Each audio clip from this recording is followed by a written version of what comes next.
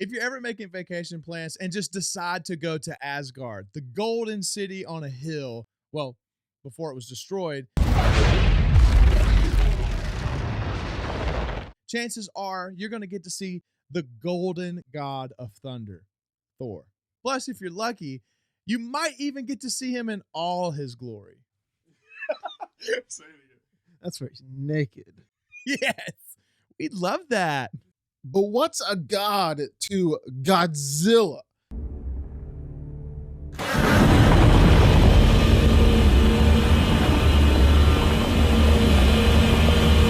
The king of the monsters, the biggest, the baddest. They both can take on anyone, but who's going to win when they square off against each other? Let's get into it. Let them fight. Wait, didn't we actually do this video before? Drew, you are so smart. You're so wise. Yeah. You're so insightful. Oh my gosh. I did Yeah, you do Avengers, all the Avengers versus Godzilla. Okay. Why are we doing it again? Because for as smart and wise and handsome as you are, I'm stupid. Are you stupid or something? Bro, no. I'm a stupid little boy, and I think I might have gotten it wrong. I've made a huge mistake. It takes a lot of bravery to say what that. you just said.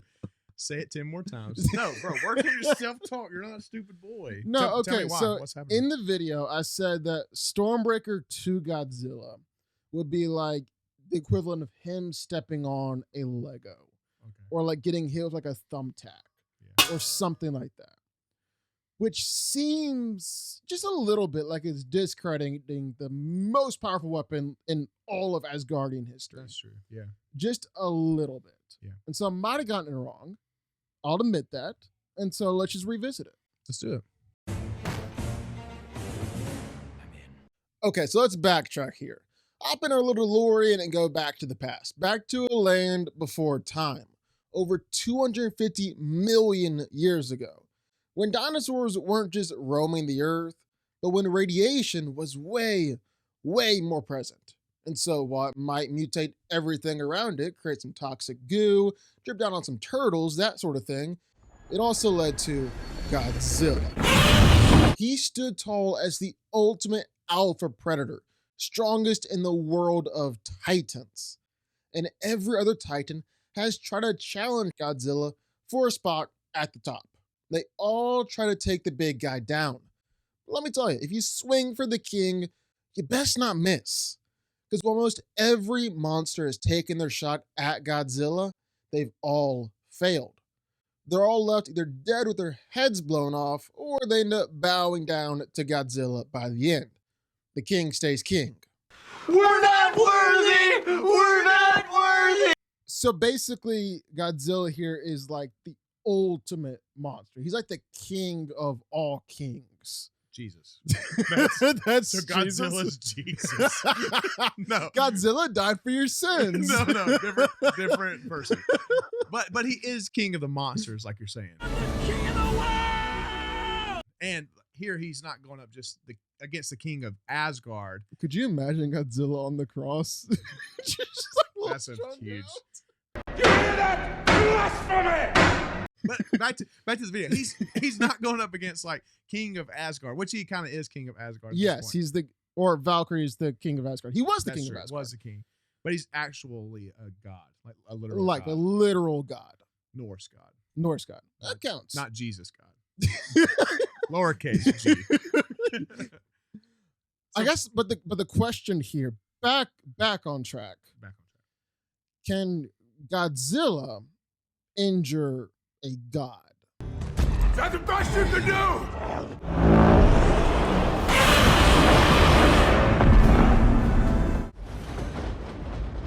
You had to ask. Well, Godzilla creates seismic events with each step that he takes. The dude has a real vendetta against bridges. He's constantly just walking right through those things.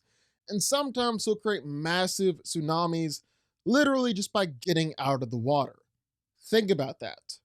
After getting out of the beach for a nice refreshing dip, then suddenly you've just leveled a small town.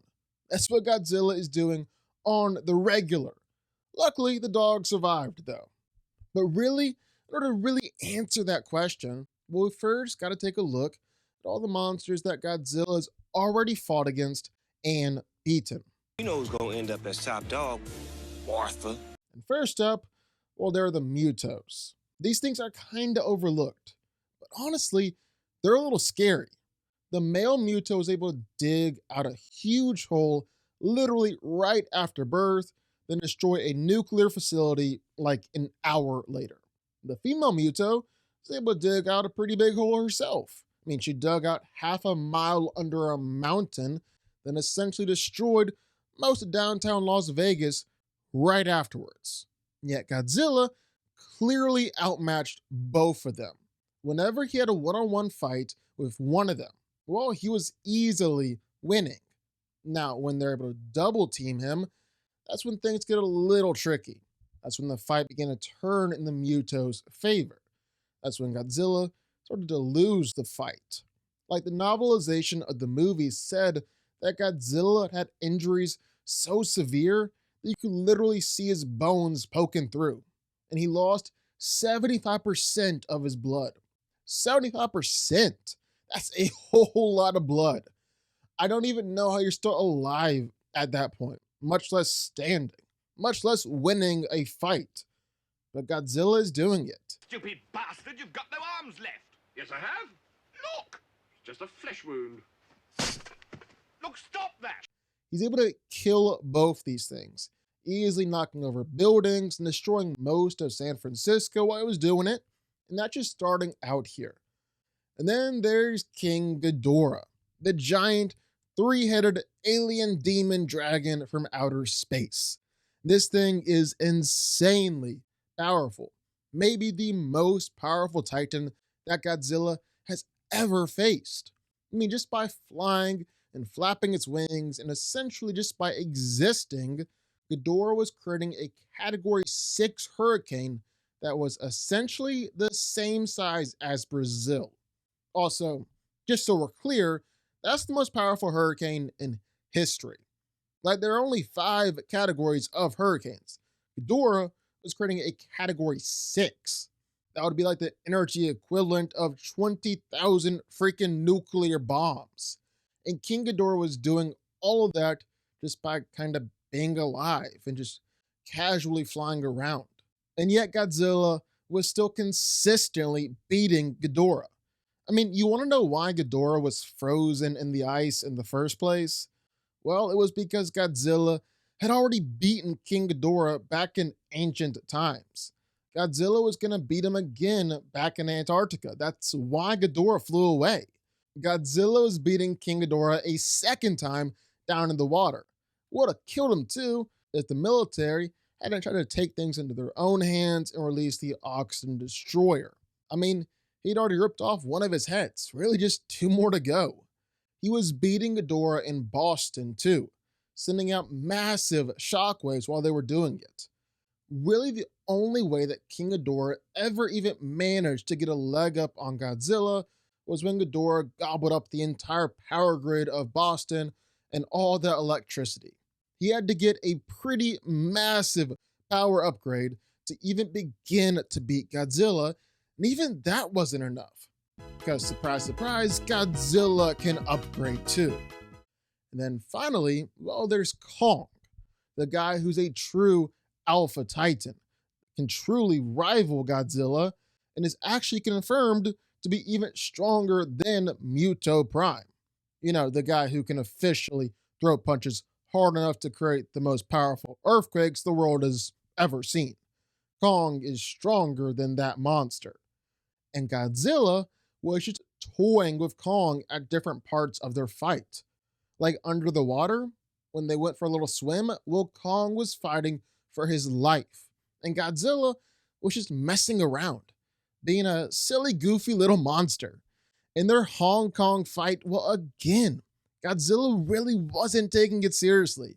It wasn't until Kong managed to knock Godzilla out that Godzilla kind of snapped out of it, started to see the big guy as an actual threat. But even then, it wasn't like, oh wow, Kong is actually powerful enough to beat me. I gotta start taking him more seriously or I'm gonna die. But more just, yeah, I'm kind of getting tired of messing around. Let's just end this. And here's the thing that makes all of this so much more impressive. It's just that these monsters weigh so much. You put them on any scale and, well, they're breaking that scale. I'm not fat. I'm big boned. The Mutos weigh 76,000 tons and 46,000 tons. Kong is 93,000 and King Ghidorah weighs 140,000 tons. So when Godzilla is just throwing these guys around with ease and decking them with attacks, well, you gotta factor that in. Godzilla is insanely strong.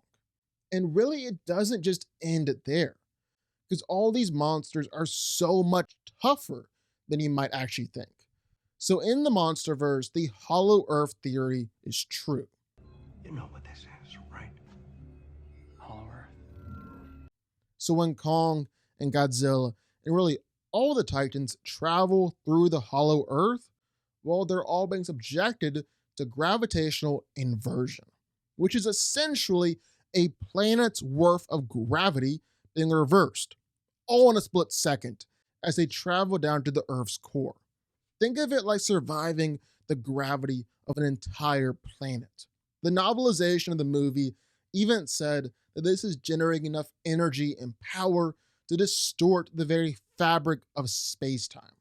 It basically comes out to surviving hundreds of petatons of TNT, or hundreds of quadrillions of tons of TNT.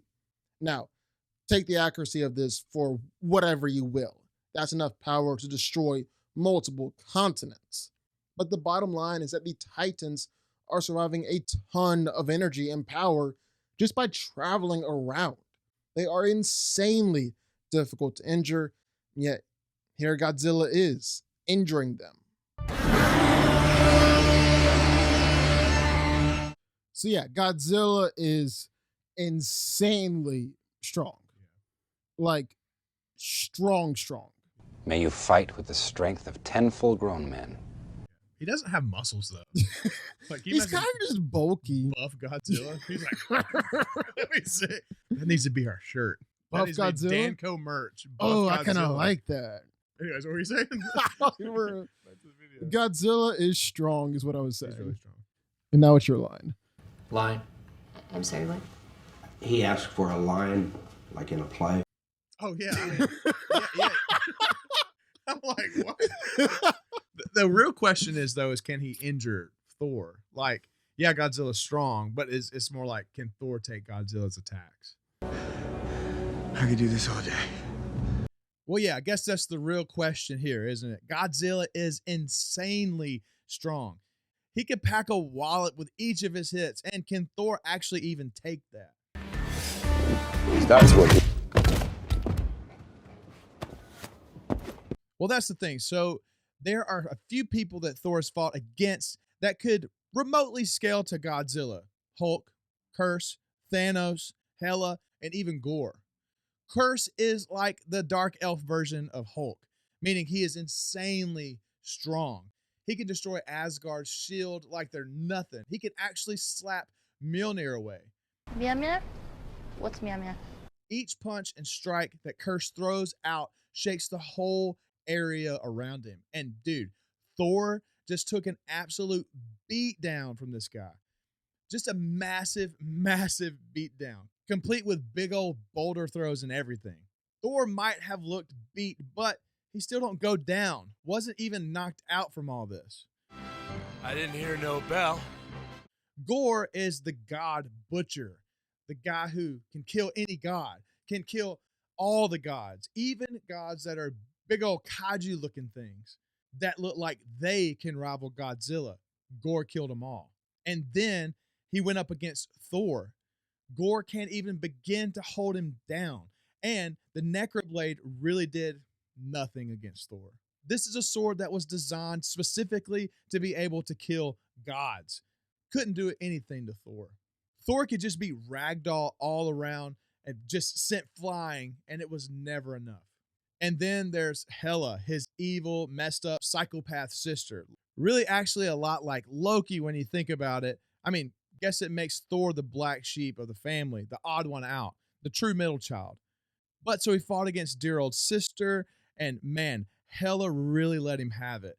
Slice him up and down with their blades, which have a cutting edge that can be measured in molecules. So they are insanely sharp, can pierce through anything, even cut his eye out.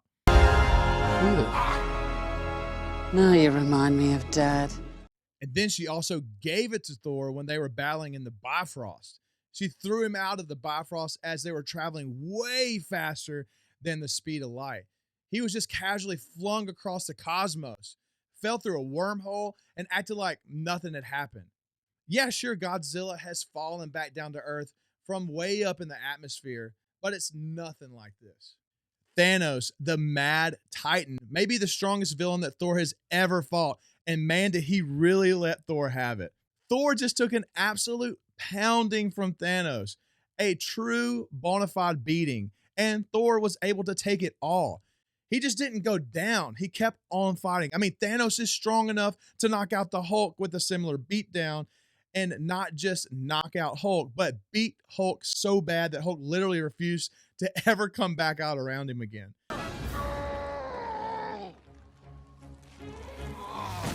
Thor was back at it again just moments later in the same fight. And then, well, there's actually the Hulk. And sure, Thanos might be stronger. Heck, Hela might be even stronger. But Hulk is, well, the Hulk.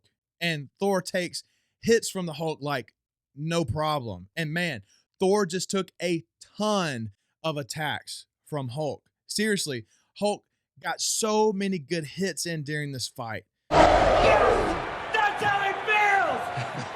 I'm just a huge fan of the sport. And remember, while he was doing all this, well, it might have been the strongest that Hulk has ever been. Hulk was doing this to Surtur.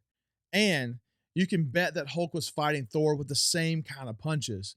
This is really just an absolute insane showing. Hulk can throw out kaiju level attacks. We've seen him clearly do that. Heck, Hela and Thanos probably can too, seeing how they scale to Hulk. But Hulk definitely can, and Thor can take it like it's nothing. Thor can take kaiju level attacks. I don't think this is going to be a simple one shot, one kill.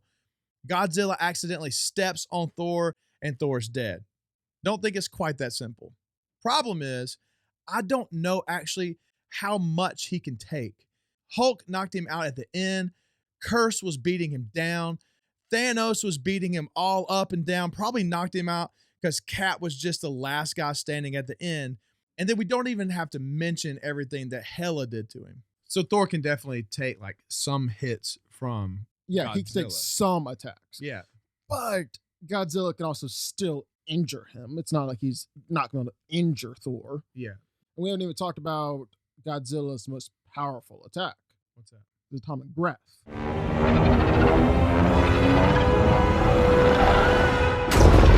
So Godzilla's atomic breath is his signature attack. But what exactly is going on here? Like, how is a giant mutant lizard able to spew out beams of molten hot radiation? Well, it actually starts with Godzilla having a bionuclear circulatory system running through his body. But it's really majority housed in those dorsal fins of his. That defense system is activated whenever he feels threatened, triggering a neutron flux that travels from his back to nucleosynthetic chambers in his throat. Basically, what that does is then transform all that radiation into a wave of energy, which essentially leads to his roar becoming the most powerful weapon on Earth.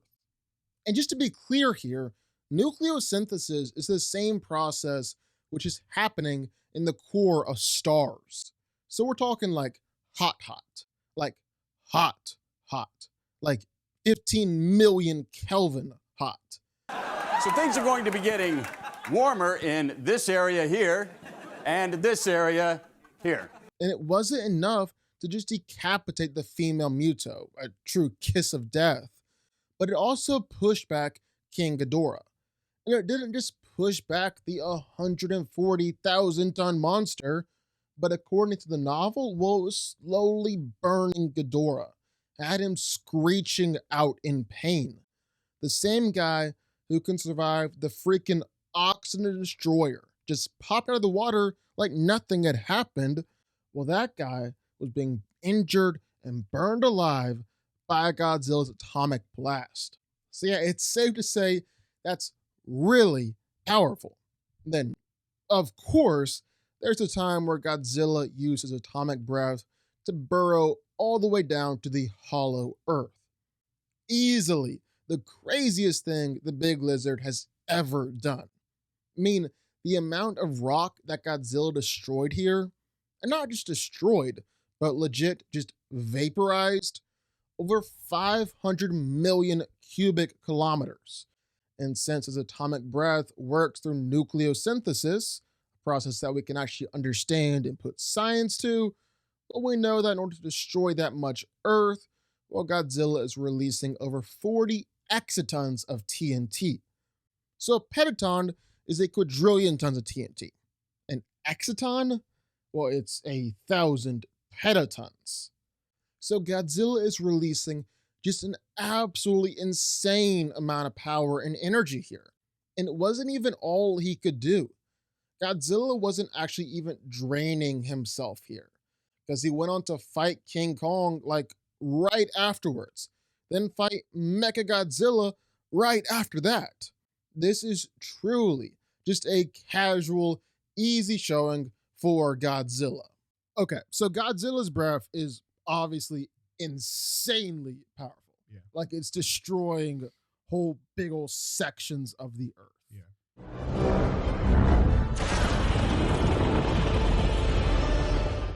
That's insane.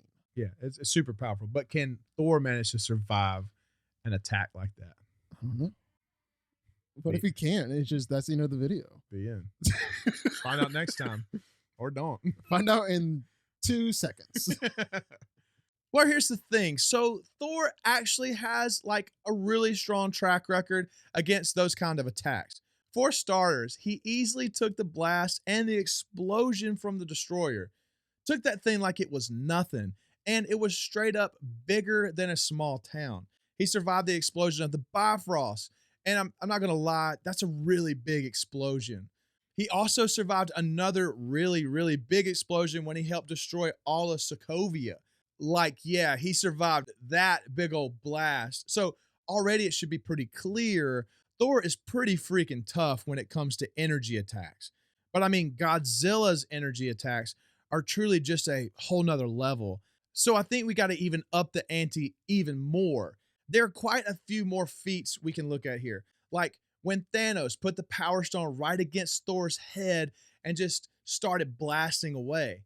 It was really pretty gruesome. And man, the Power Stone is powerful, which I mean, I guess you probably could have picked up on that from the name alone. But one time a Celestial even used the Power Stone to destroy a freaking planet. That's crazy. There's a little pea coming out of me right now.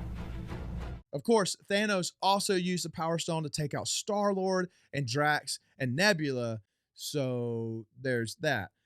Clearly, Thanos isn't using the Power Stone at its full capability all the time, which means that we really don't know how impressive this is because we don't know how much Thanos is really going after it. So it kind of equals out to quite a bit of a question mark here. That is an excellent question. But one thing that's not just a giant question mark is when Thanos used the Power Stone to destroy the Asgardian ship. And this is actually way more impressive than you might be thinking. This same ship was said to be powerful enough and durable enough to fly through the devil's anus. We're going through the big one. The devil's anus? Anus? Wait. Who's anus? For the record, I didn't know it was called that when I picked it.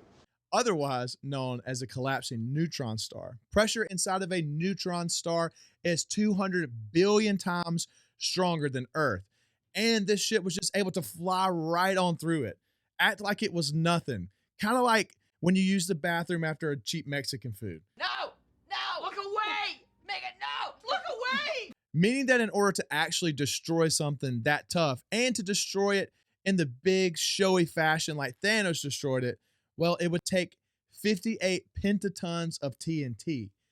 And don't act like that's necessarily out of the question either. Thanos did destroy a moon with the Power Stone, and he has it in him to do that. And then, of course, there's Nidavellir, probably the most impressive thing any hero has done in the MCU so far. You understand, boy? You're about to take the full force of a star. So what's actually going on here is, well, Nidavellir is actually a neutron star, which has a quarter of the sun's luminosity.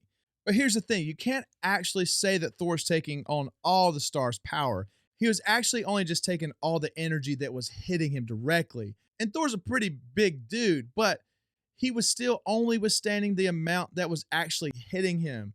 And he was also only withstanding it for a little while, roughly 47 seconds, before he collapsed and was knocked out and sent flying away. And what's all this mean? Well, here's what it means. The largest nuclear bomb ever detonated was a 50 megaton explosion, or 50 million tons of TNT. Thor taking the neutron star is equivalent to him surviving the largest man-made nuclear explosion every 100th of a second for 47 seconds straight, or surviving this explosion for 4,000 times back to back to back to back to back, just over and over and over again. That's what Thor did here, which is just absolutely insane. However, he was knocked out. Eitri said that Thor had to hold open the iris for a few minutes. He only held it open for 45 seconds. He clearly has his limits, even within this absolute crazy showing. But it's also Thor on his very, very best day. I mean, the Russo brothers have said it before that the only reason he survived the neutron star was because he was so determined to kill Thanos. Normally, he couldn't survive as well against something like that. And even at the end of the day, Godzilla's atomic breath is gonna definitely injure Thor. It's definitely gonna mess him up. Thor might survive a little while against it. He did survive 45 seconds against the neutron star. He survived the Power Stone explosions, but it's gonna reach a point where enough is enough. Thor was knocked out by the neutron star and had to be revived with Stormbreaker. It's just as possible that he's knocked out by Godzilla here too. Godzilla is just that powerful. So ultimately, like, Thor is able to take some attacks from Godzilla, like his atomic breath. But honestly, this is the most powerful attack in all of nature. Yeah, it's like crazy powerful. Like, Thor was able to take some of the neutron star. Yeah. He was able to take some Power Stone explosions. But he was knocked out by both of them. Yeah. Godzilla can knock him out if he can catch him. So Thor and Godzilla are obviously at a pretty big size discrepancy. Like, Thor is really small. Godzilla is really big. Well, I guess Thor isn't like really small. He's over 6 feet. He's a big dude. But when we're talking about Godzilla, well, he's almost 400 feet tall. He's 100,000 tons. That would make any dude look pretty small in comparison. But it could actually work to Thor's advantage. I mean, picture this. Him zipping and zapping and flying around and ducking and dodging and landing all sorts of attacks on Godzilla. Godzilla can't even touch Thor. Can't even get him. Like, have you ever tried to hit a fly with a fly swatter? Same concept, except instead of a fly, it's the Norse god of thunder. And instead of a fly swatter, well, got nuclear atomic breath. Now, while Thor has it in him, like to dodge and to block energy blasts or outfight and outmaneuver dudes like the Hulk, that's really not going to matter here. The size difference swings both ways. Godzilla is just way too big for Thor's close combat speed to literally even matter at all. Thor's going to have to use his travel speed to dodge any real attacks from Godzilla. And while it's impressive, and he'll be able to dodge some, Thor is actually a bit faster than you think he'd be. He's not going to be able to dodge all of them. Why? Because, well, Godzilla's way faster than you'd think he'd be. Now, granted, he's not like running the fastest 40 you're ever going to see, but it's not speed in that way. Just look at his tail. As he flicks it around, each tail swipe that he sends out, well, his tail is actually moving faster than the speed of sound. Supersonic speeds. We've actually seen this again when he's using his tail to destroy fighter jets flying all around. Can Thor dodge some attacks and fly around Godzilla? Yes. But is Godzilla fast enough to get his hits in, to land his attacks? Yeah, yes to that one too. Okay, so we've talked a lot about Godzilla. And come to conclusion, Godzilla can definitely injure Thor.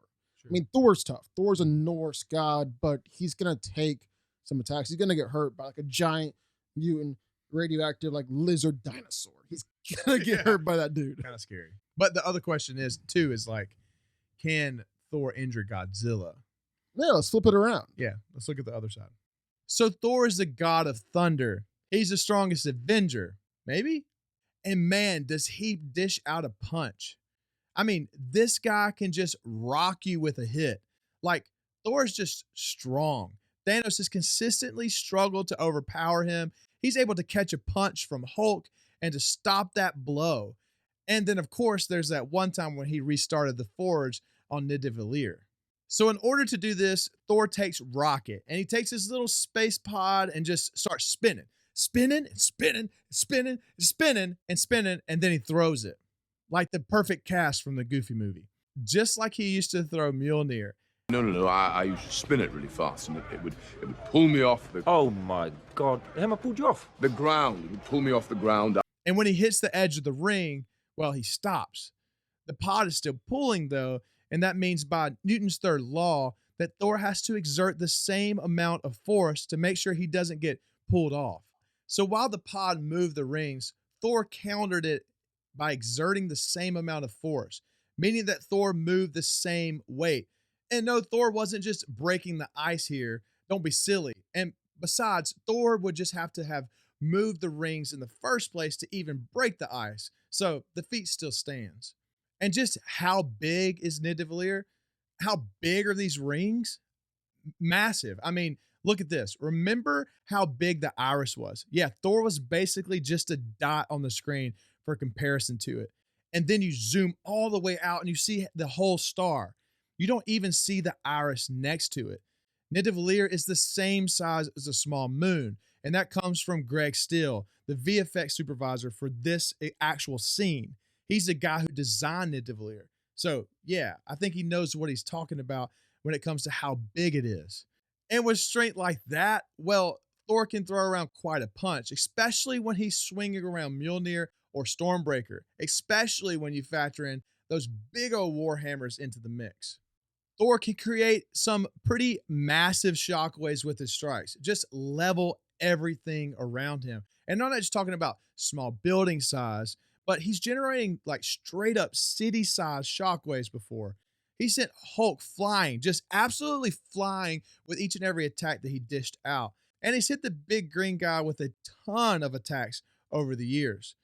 Thor can kill Leviathans with his attacks. He can stagger Surtur. And then there's stuff like destroying the Rainbow Bridge and destroying Sokovia. Thor was cracking and shattering apart the Rainbow Bridge with some truly devastating hits. Hits that were making the Bifrost Observatory feel like an earthquake. And well, actually shaking all of Asgard.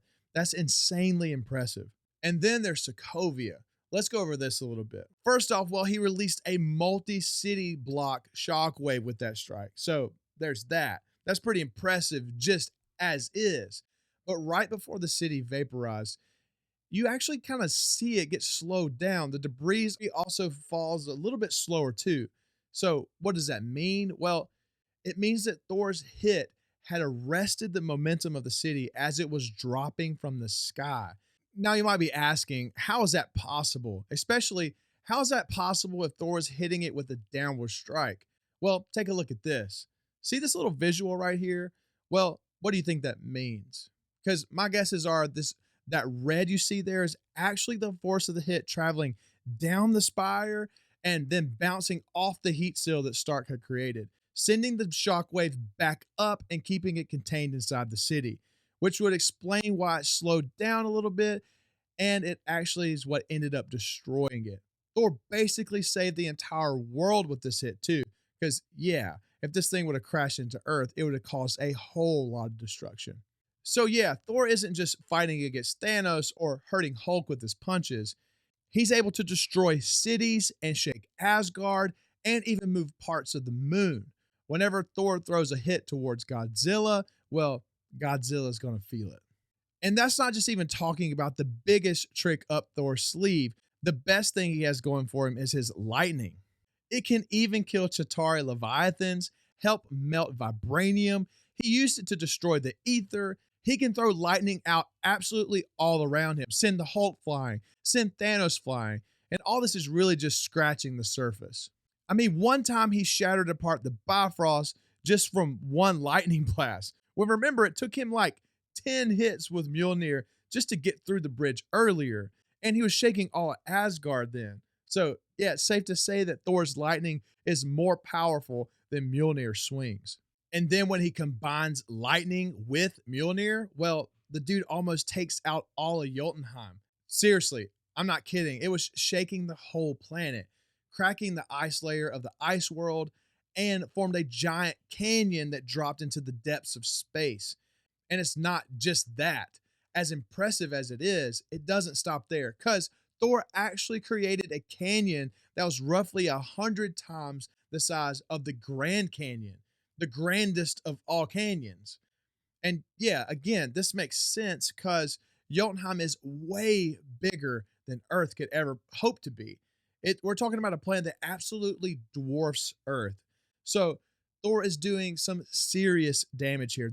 The director even said that Thor had broke the floor of the planet apart with just one hit and just one lightning blast. And that's not even the strongest lightning bolt that Thor had ever created. No, he saved that one specifically for his sister. I mean, it completely consumed the palace, which is already the size of mountains. And not just that, but it scarred and scorched and probably melted parts of the castle too. So pretty freaking impressive. And there are even a few things that Thor can do to Godzilla that you might not have even actually thought about, like turning into a literal living bullet and just blowing straight through Godzilla's head. I mean, he's done that before. He might do that here. He could just drop Mjolnir on Godzilla's head and just kind of leave it there. He's done that before too. So not entirely out of the question. Stay. And then last but not least, well, Thor might just use Stormbreaker to plow straight through Godzilla's atomic breath.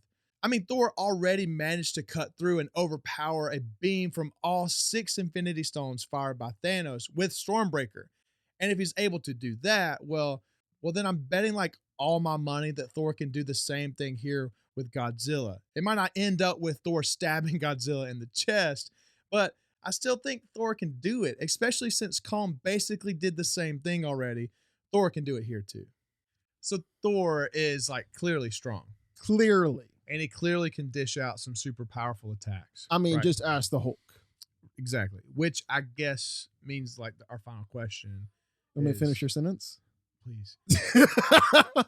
Just how durable is Godzilla? Imagine that we said the word together.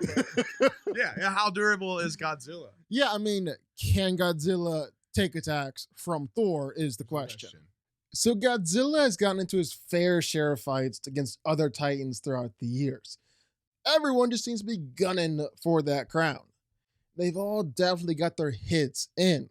I mean, when he went up against the Mutos, well, he fought both of them for a long time, and they definitely got their hits in. Godzilla received a huge beating in that fight. The novel said that his bones were literally visible from his injuries. He literally lost more than 75% of all his blood. Don't know how he even survived that one, much less won the fight, but he did. Godzilla remained king. Speaking of king, well, there's also King Ghidorah.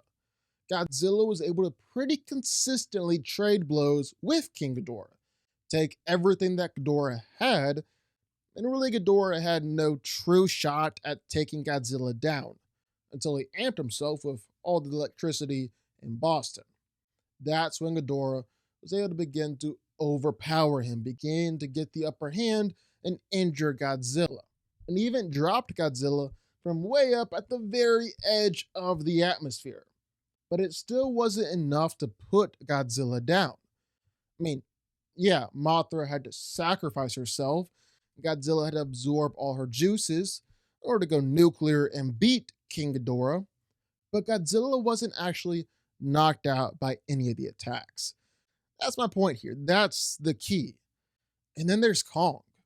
And as for as powerful as Kong is, for being another true alpha titan, well, Godzilla was basically toying with him the entire time. He was definitely toying with him under the water. Godzilla was taking all those attacks, no problem. Same in the Hong Kong fight.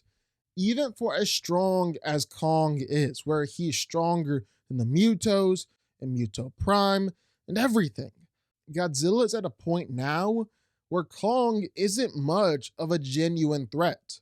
He was toying with Kong, was only taken out because he got a little sloppy and allowing Kong to overcharge his axe with his own atomic breath, which ended up coming back to bite him right on the head. And just to show that Godzilla wasn't actually that injured and wasn't ever actually that threatened by Kong, well, Godzilla went on to easily overpower Kong and basically kill him with just 2 good stomps. Then there's easily one of his best durability feats, surviving a true beatdown from Mechagodzilla. So he started with fighting against Kong in Hong Kong for 12 freaking hours, literally from dusk to dawn. So that was before all this.